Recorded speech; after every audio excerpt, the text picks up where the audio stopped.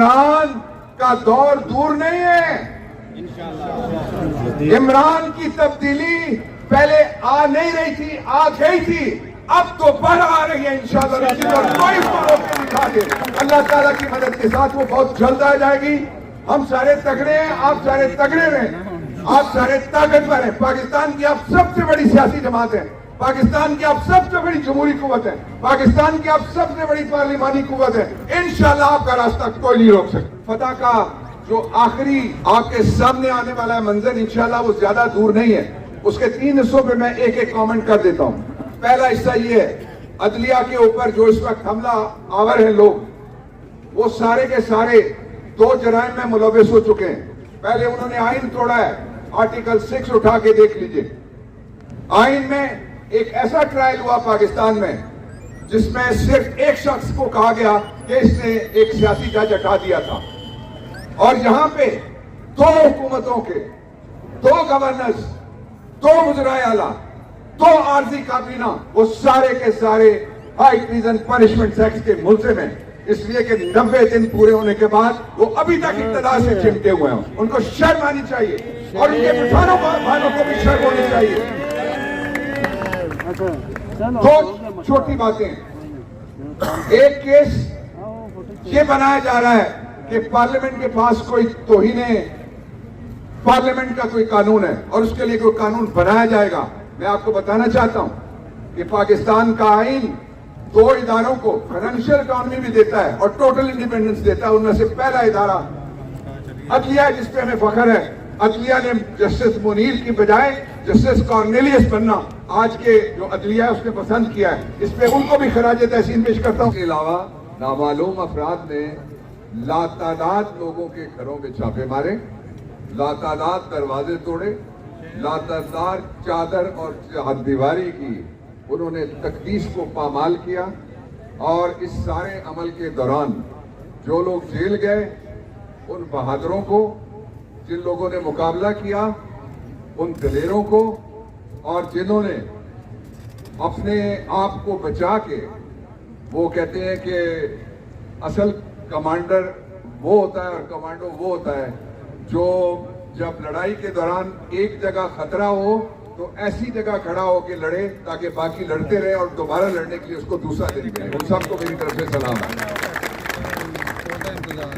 इस सारे को मैं अगर एक लफ्ज जो मैंने खुद कॉइन किया उसमें मैं शामिल करूं कि ये क्या था सारा, तो मैं समझता हूं कि इससे ज्यादा कोई और मौसर लफ्ज नहीं बोला जा सकता।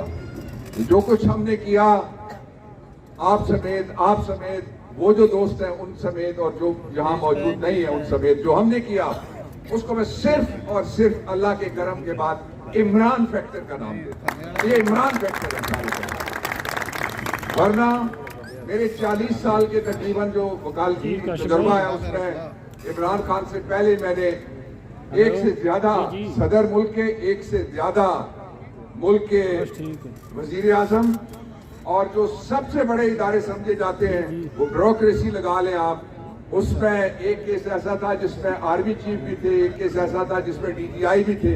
कोई ओहदा ऐसा नहीं बचा जिनके ऊपर जब कोई हमला हुआ हो तो उसमें जजेस शामिल रहे हैं जिनका मैंने तहफ़्फ़ुज़ नहीं किया, उनको मैंने डिफेंड नहीं किया।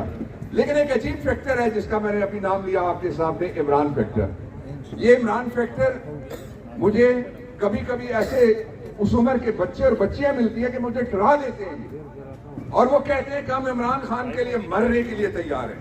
ये इससे पहले कभी किसी ने नहीं देखा, ये इससे पहले कभी किसी ने नहीं सुना।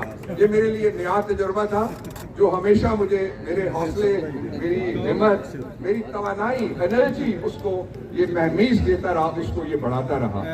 ये पाकिस्तान की ताकत है, इससे परेशान होने की जरूरत नहीं है। ये पाकिस्तानी है सारे, इनमें कोई गद्दार नहीं है, इनमें कोई दहशतगर्द नहीं है, इनमें कोई बागी नहीं है, इसमें किसी ने सेडेशन नहीं की और इसमें किसी ने हाई ट्रीजन नहीं की। ये दूसरा पहलू था इसका। मैं शॉर्टली 2-3 बातें और आपके सामने रखना चाहता हूं, बहुत जरूरी।